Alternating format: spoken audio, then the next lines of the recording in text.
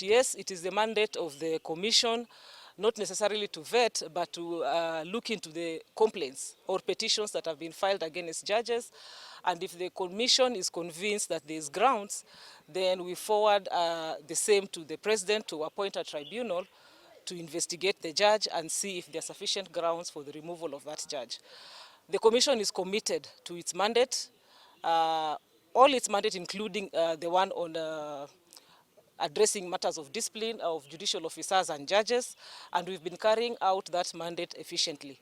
The challenge we are having is when now general statements are made and not specific complaints filed, then it's very difficult for the commission to move.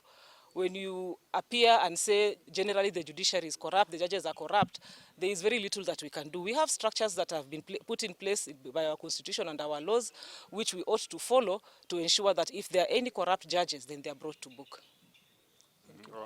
The national government or county governments are normally litigants. I think it's not good for I, as a litigant or a potential litigant, to make a broad statement accusing the judiciary. It will appear on the face of it that I'm attempting to intimidate the judiciary. So my 5 cents advice is that as a litigant or a potential litigant, do not make remarks that would be taken out of context. Just be a litigant like any other litigant. If whatever you are litigating has merit, whether you are president, governor, or anybody, take it to the court. If you are dissatisfied, you can appeal, or you can still find other negotiated ways of having your dispute resolved. I think it's good for everybody. Judiciary is underfunded, and we need every actor to consider that.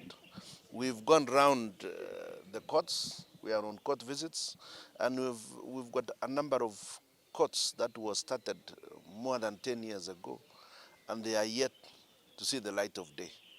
We will be urging Parliament and the national government to consider giving the judiciary a fair allocation of resources to ensure that we are able to perform that particular function, including ensuring there are courts in every sub-county, so that justice is as close to the people of Kenya as is practical.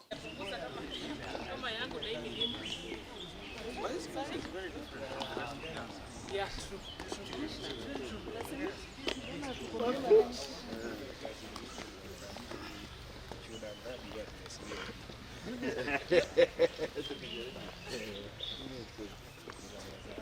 Kabla ile jua haijakuja, ile jua ikikuja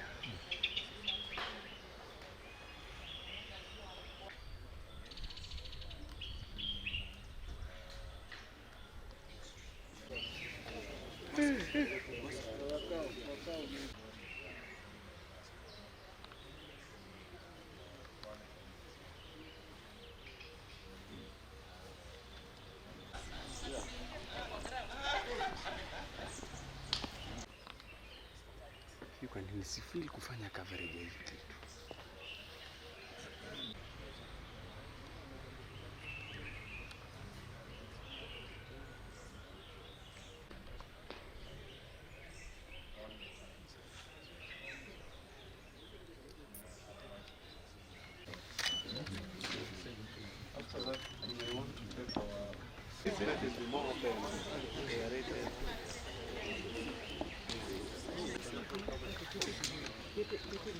This one and this one are the official camera.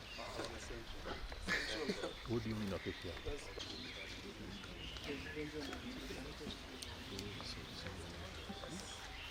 You wanted us to say something? Get ready. 1, 2. 1, 2, go again.